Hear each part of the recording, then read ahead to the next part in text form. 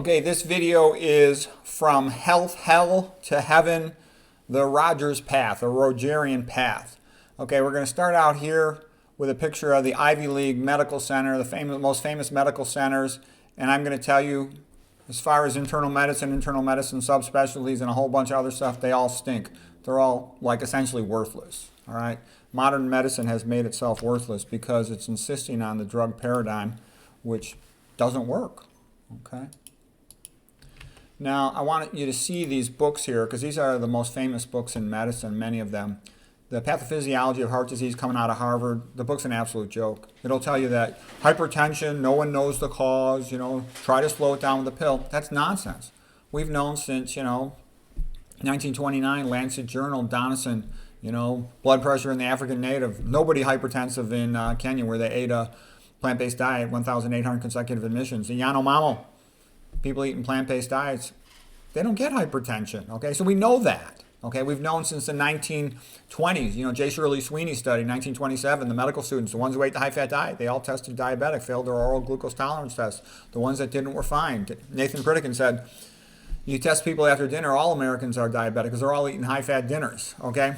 Here's Harrison's Internal Medicine. The book's an absolute joke. And here's another one, the Cecil's book's now called Goldman and Cecil Medicine. This is all phony bunch of crap. Do not be fooled by these big names. They're a bunch of phonies. Anybody who tries to tell you the treatment for a dietary disease is a drug is the first choice, they're full of crap, okay? So you need to know that because the average patient is very gullible. They walk into these big fancy medical centers and they think, oh, I'm so lucky to have all this high tech available. They don't understand.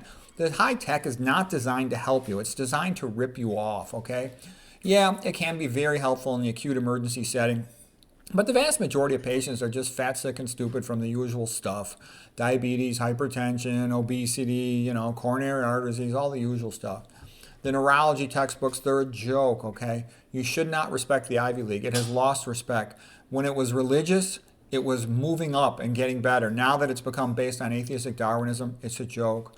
Okay, here's the physician's desk reference, the physician's devil reference. It's a bunch of crap. Just a bunch of drugs that don't work, okay? Drugs can be replacement, then they tend to be good. They can be antibiotics, and then they're sometimes good. Once you get using them as metabolic poisons, they really don't provide much benefit. They don't do much that food couldn't do better.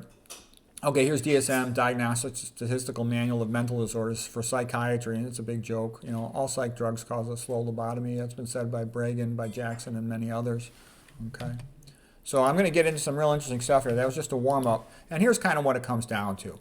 If we continue down the path of atheistic Darwinism, I don't know why anybody with half a brain would go for atheistic Darwinism. Do you understand what it's saying? What atheistic Darwinism says is that there is no such thing as humans. There's nothing unique about them. They're simply just talking apes. They have no soul. Their life is meaningless. There is no afterlife. There is no God. They're just talking monkeys, and they better darn well shut up and do as they're told. If that's all you think of human life, that's a pretty low discussion of human life. So people need to wake up and look at the sayings of the great men that have gone before us. St. Augustine, wrong is wrong, even if everyone is doing it. Right is right, even if no one is doing it. Fyodor Dostoevsky, God and the devil are fighting for the heart of men. Sometimes, even if one has to do it alone and his conduct seems crazy, a man must set an example and so draw men's souls out of their solitude and spur them on to some act of brotherly love that the great idea may not die. That's it. You're either going to go back to the Bible, you're either going to appreciate the teachings of Jesus Christus, love one another, give each other the benefit of the doubt, follow the Ten Commandments, or you're going to end up with this version. And this is the version that controls. Atheistic Darwinism is controlling the universities, the medical schools, public society. And atheistic Darwinism, it wants slavery. There's nothing ambiguous about it. If you don't know that, then you're an ignoramus. Okay, now here's the big thing that gets hyped up. AI doc, artificial intelligence. Like the average person thinks all this computer stuff is good. What the heck good is it, okay? I'm a triple boarded high-tech Harvard-trained doctor, and I can tell you high-tech is primarily a bit of a joke. It can be useful in emergency settings, but the vast majority of it, is just, like at least 19 out of 20 studies are just sort of minuscule follow-ups and overuse of technology. Yeah, you can catch an acute appendicitis earlier. That's very valuable. But the vast majority of patients, they don't have acute appendicitis. They've got the usual suspects of disease, okay? They're fat, hypertensive, diabetic, with coronary artery disease, cerebrovascular disease, gastroesophageal reflux disease, abdominal pressure syndrome, and all the other stuff that goes with it. No medical, surgical bullshitology, no technology. It's not going to work. And who do you think is going to write AI? It's going to be written by the drug companies. And what's it going to say? Give more drugs, okay? Get more testing. Give more money to the hospital. Of course it's going to say that. You know, you've already seen AI when you ask it questions. It's totally biased towards whatever the person is who wrote it, okay? It's not going to independently think in your interest. It's going to be written in the interest of people who market it, not for you. All right, now here is the war in heaven, you know, from the Bible. And this is what it basically is. You know, the good guys, low-fat, low-sodium vegan diet with no oil, and the other things that go along with good health, sunshine, stress management, family, friendship, religion, all of that versus, you know, health, hell. Drugs, drugs, drugs, okay?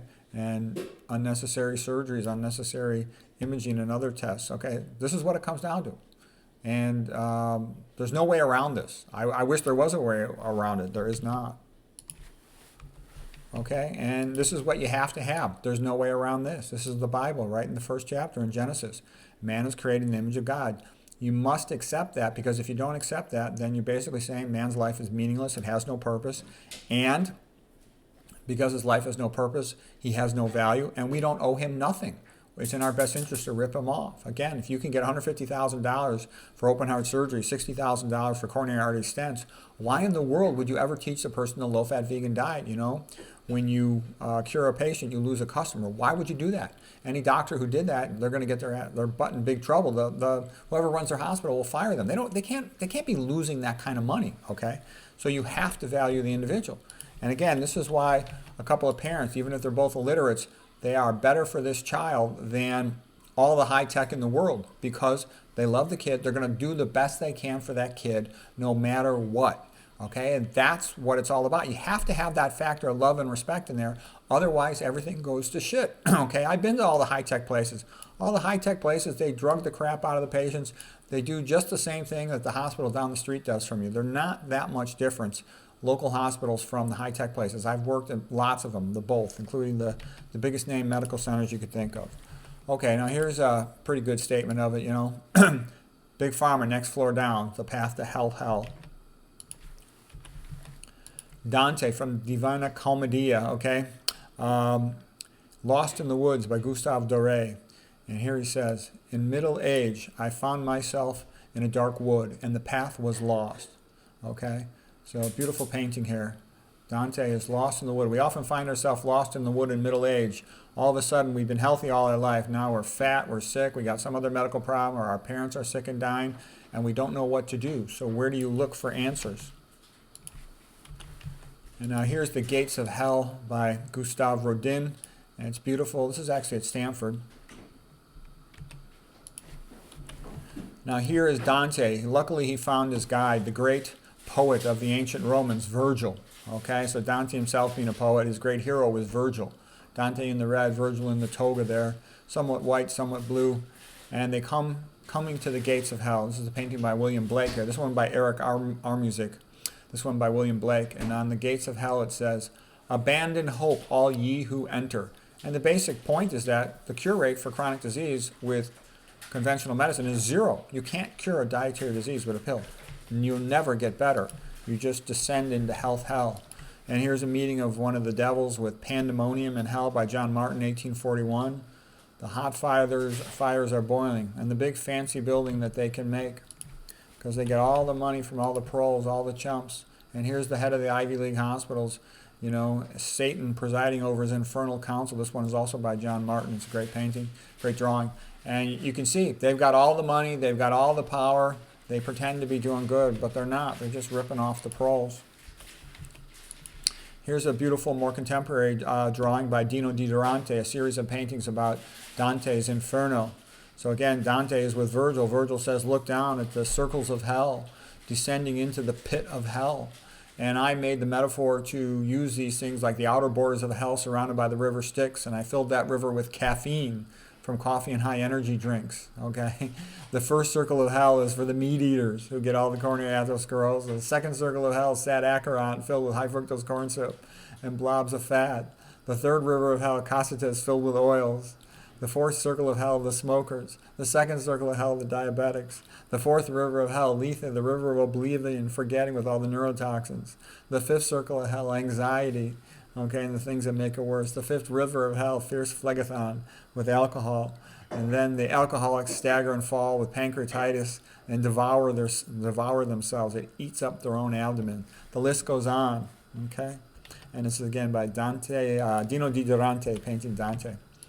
Okay, so then once they're in hell and they're starting to walk around, there is Virgil and Dante, and they're starting to see the poor, miserable, pathetic patients, okay? Like I said, virtually all the patients by the time they're 60, they're fat, sick, and stupid, and it's sad and pathetic. And once they've lost that intellectual edge to understand nuance and subtlety and maintain high levels of motivation, they never get better. They never return from a health hell. Here's Sharon crossing the river Styx with the poor soul, okay? There's a three-headed dog, Cerberus, guarding the gates of hell that no one may escape.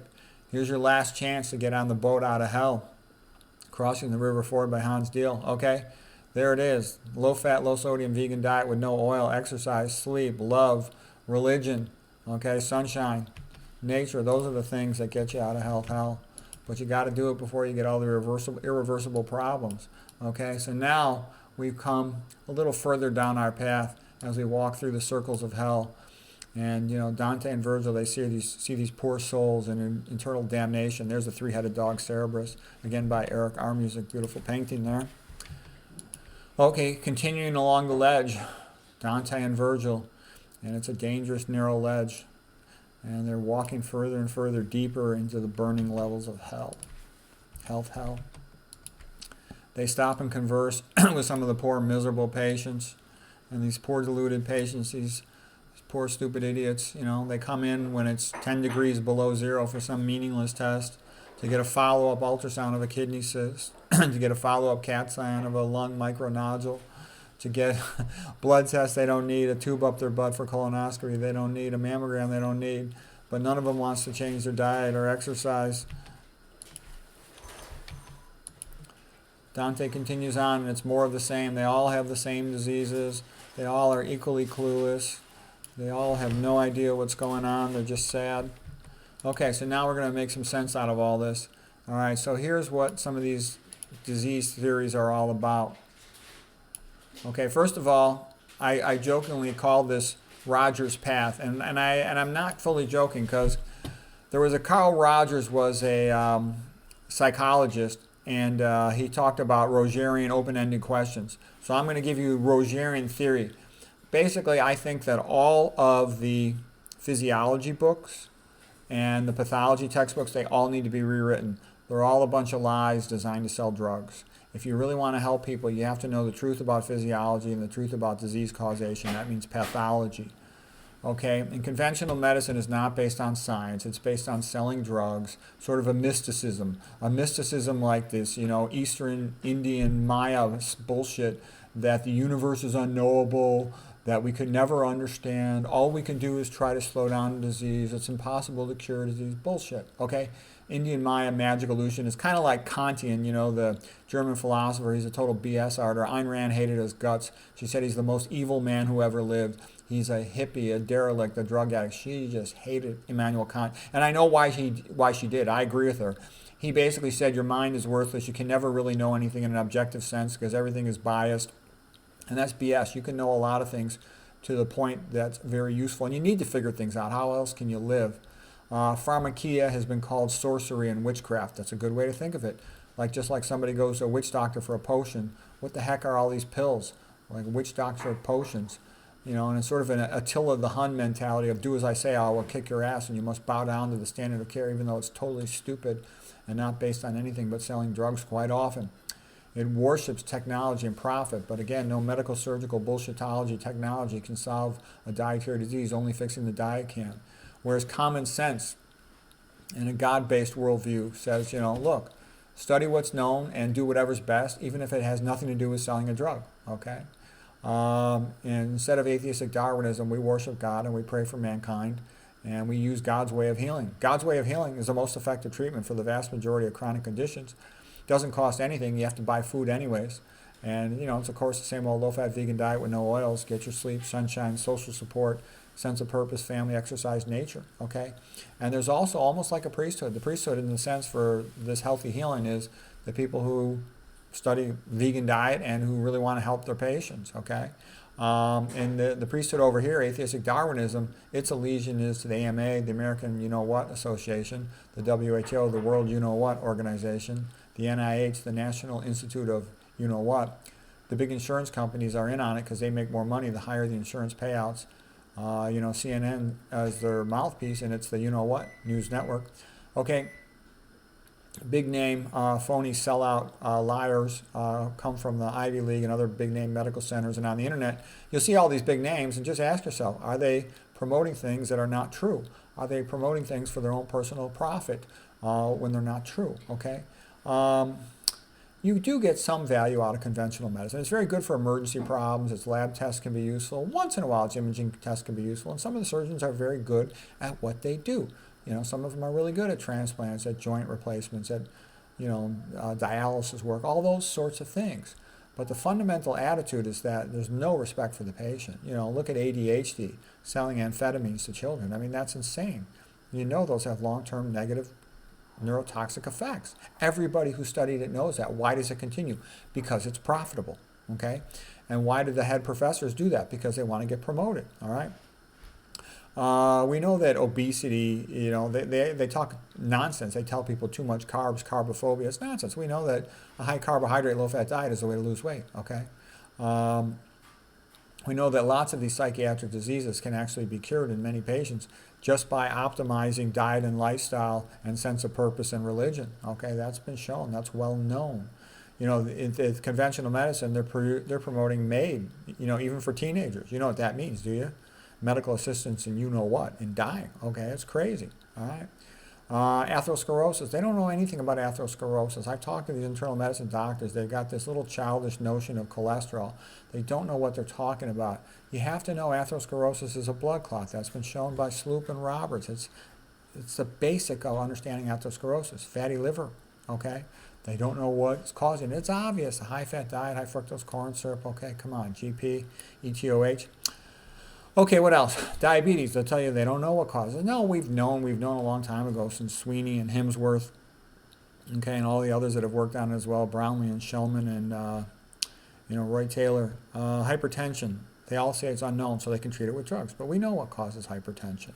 Eye diseases. They say it's idiopathic and aging. No, we know what causes it. It's all the usual suspects again. Autoimmune disease. Same thing. We know what causes it. All right. Now, you kind of get that again. Almost all the common chronic diseases, conventional medicine just says associated with aging, maybe partly genetic, nothing you could do, maybe socioeconomic disparity, take our pill, try to slow it down. Whereas most of the disease, the cause is quite well known. Diverticulosis, abdominal pressure syndrome from lack of dietary fiber. Gastroesophageal reflux, abdominal pressure syndrome from lack of dietary fiber.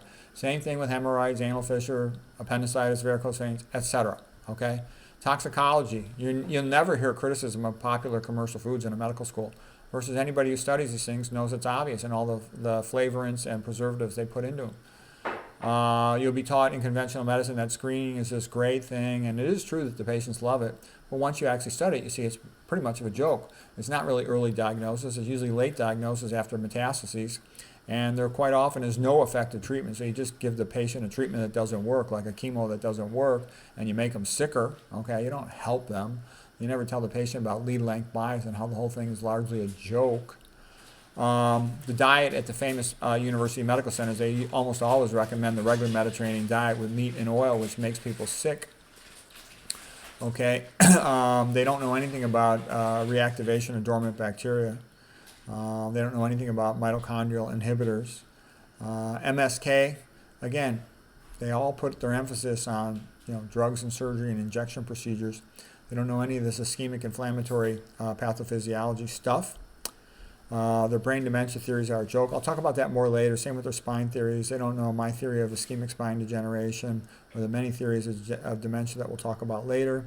For cancer, they promote the SMT, somatic mutation theory, which is a joke, whereas the metabolic theory of cancer is very useful.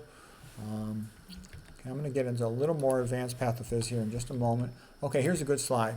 So again, this is what I mean by we need a whole new textbook. And actually, this is one of my internal medicine friends. He said to me, he goes, Pete, you will never, ever be invited to a conventional setting.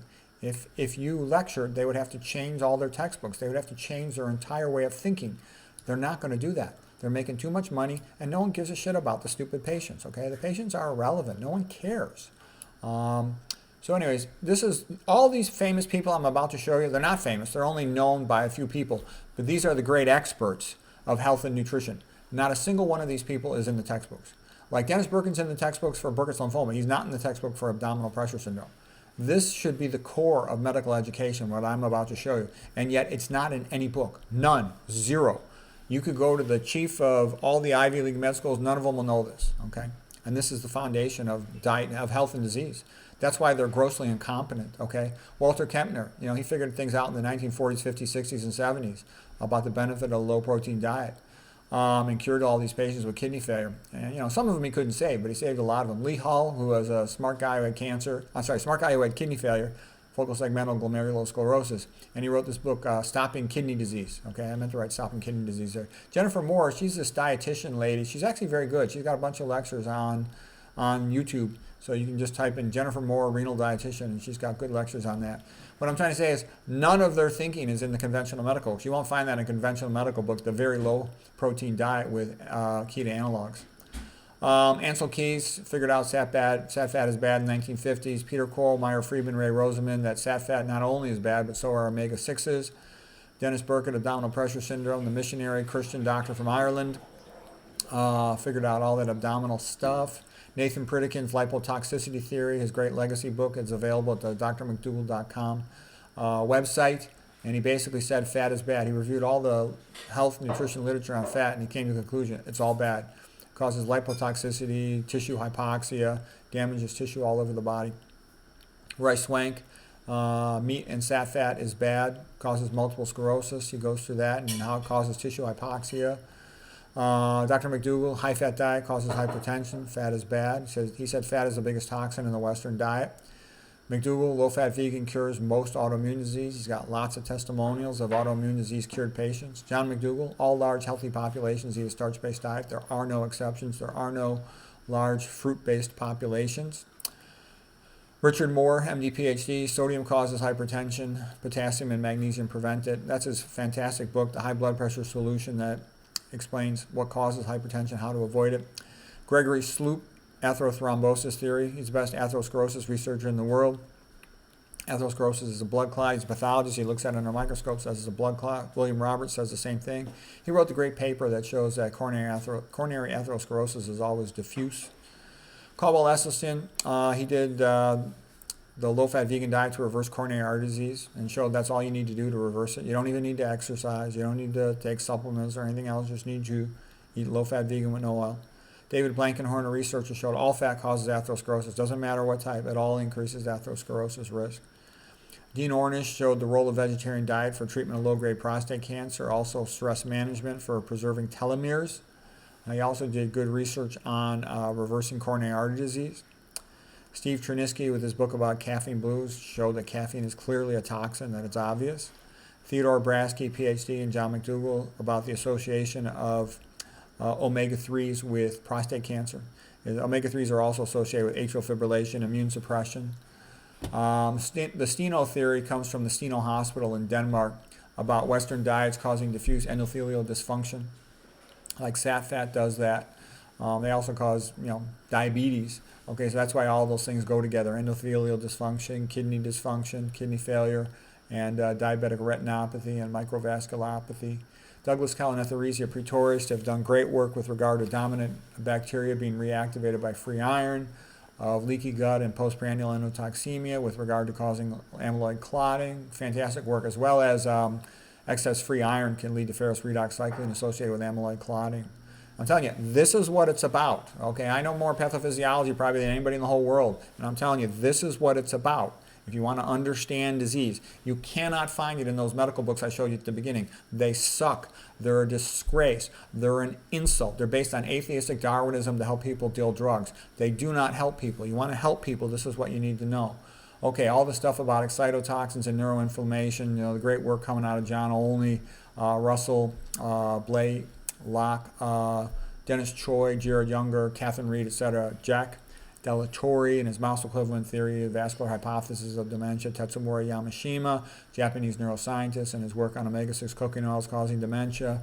Martin Paul, his work on the no-oh-no cycle, peroxynitrite cycle, nitric oxide peroxynitrite cycle, his work on EMF for CHF, CFS, dementia, etc. This guy right here, Christopher, his last name is Exley. He's like also known as Mr. Aluminum, and the role of that in dementia, okay? Anne McKee, she did good work as a pathologist on CTE, even though she doesn't know anything about nutrition, but she did good work on CTE, kind of clarifying what a big deal head trauma is. All these researchers right here, Darbra, Jay, Gillies, Saralina, on endocrine disrupting chemicals, estrogenic chemicals, and how those are also, most of the time, neurotoxins. About 80% of them, 20% are goitrogenic, inhibit thyroid function, which can be then secondarily neurotoxic. Stephanie Senem's work on GP and the toxic, legacy. All these researchers here for diabetes, Sweeney, Hemsworth, Brownlee, Taylor, Shulman, fat causes diabetes. I'm showing you all these names because I want you to know none of these people are in the textbooks. So all of the people who did the most important work, none of them are in the textbooks. And that's why the textbooks are a joke. It's a clown show, okay? It'd be like writing a book about basketball without mentioning dribbling, okay? It'd be like writing a book about football without mentioning throwing passes, okay, or kickoffs or field goals, okay? It's a joke. Okay, Peter Bregan, Grace Jackson, Robert Whitaker all wrote about how psych drugs cause lobotomy. Jane Hightower, she wrote about HG, its role in dementia. Dean Murphy wrote about F-, its role in dementia and a bunch of other diseases, including cancer. Otto Warburg wrote about the metabolic theory of cancer, the Warburg effect, hypoxia causing cancer, or reversion to anaerobic glycolysis type metabolism instead of mitochondrial ATP production. T. Colin Campbell, the role of animal protein in cancer. David Sabatini, co-discoverer of mTOR, the role of mTOR in causing cell replication, figured out it's primarily due especially to meat, increased leucine in the meat amino acids. Also increased iron and sat fat will increase mTOR activation so the cell will replicate, accelerates aging because you reach the Hayflick limit sooner, accelerates cancer growth. Ruth Heydrich, Dr. Day, Wark, Murray, all these long-term survivors of metastatic cancer after they went vegan. Me, Peter Rogers, MD, supply and demand theory of dementia.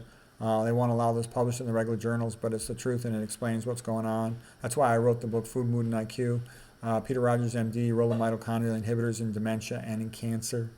And in mood disorders too, because when your brain can't make enough energy, it becomes dysfunctional. Also, I didn't mention the role of leaky blood-brain barrier in post-stroke management, post-traumatic brain injury management. Peter Rogers, MD, ischemic spine theory of spinal degeneration. Lack of oxygen, lack of blood flow is what's damaging all these spines. I look at this every day. Okay, and F- and GP also contribute to it.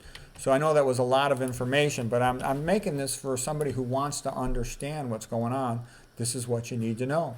Okay, and now, you wish you learned this sooner, but now you know, and now you can try to make some changes, like the John Dryden line from his poetry. I am wounded, but not slain. I will lie a while and bleed a little, then rise to fight again. Okay, and here I love this painting, Sadak in Search of the Waters. Okay, so he's got to climb this hill, and this is what it's like to climb the hill to achievement. Okay. You learn your way out of the path of hell by seeing the light of low-fat veganism and changing your habits and getting everything together. Okay, now here's our friend Dante again in his youth when he sees Beatrice, okay, the beautiful and good Beatrice, and he wishes he married her, okay? Then he reaches sort of like the gates towards heaven, and he has to say goodbye to his guide Virgil. But luckily Beatrice is there. She died before him, and she will be his guide.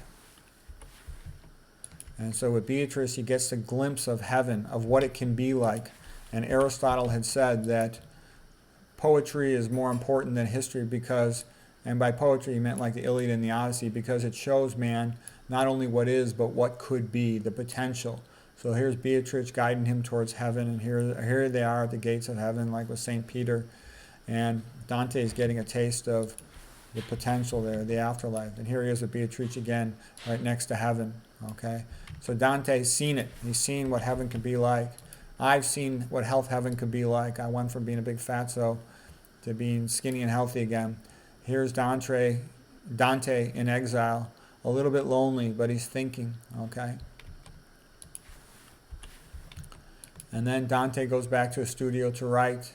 And my own life, exiled from conventional medicine, banned from the universities, banned from the Chef AJ show, and who knows what other places, banned from Plant Chompers, Viva Longevity. And I sit alone at my desk and I write my book to tell the proles, the poor pathetic proles, the truth, to try to save themselves. The Medical Reformation Vegan Renaissance Bible is the most extensive rewriting of the medical textbooks ever done. You write better in exile because you got more time. Here's the other books written in exile: Food, Mood, and IQ, correcting the psychology, psychiatry, neurology textbooks. Here's a summary of the work of John McDougall, the greatest doctor who ever lived. And of course, his own books are great. Probably the best one would be Start Solution. Next best one would be Gastrointestinal Tune-Up. But his other ones, they're all real good. Okay, and then in the end, if you're going to be healthy, you're going to go back to living like our ancestors did, closer to what they did, the low-fat, low-sodium vegan diet. So you want to be like Adam and Eve, a minimalist, but keep your indoor heating and plumbing. Those are true advances.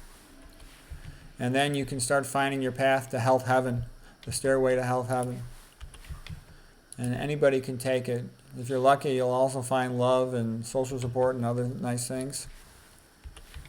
And once it's understood, anybody that wants to can choose the best path to the stairway to health heaven. So I hope that was helpful. And choose God's way of healing. It's cheap, it's free, and it works a lot better than becoming a drug addict.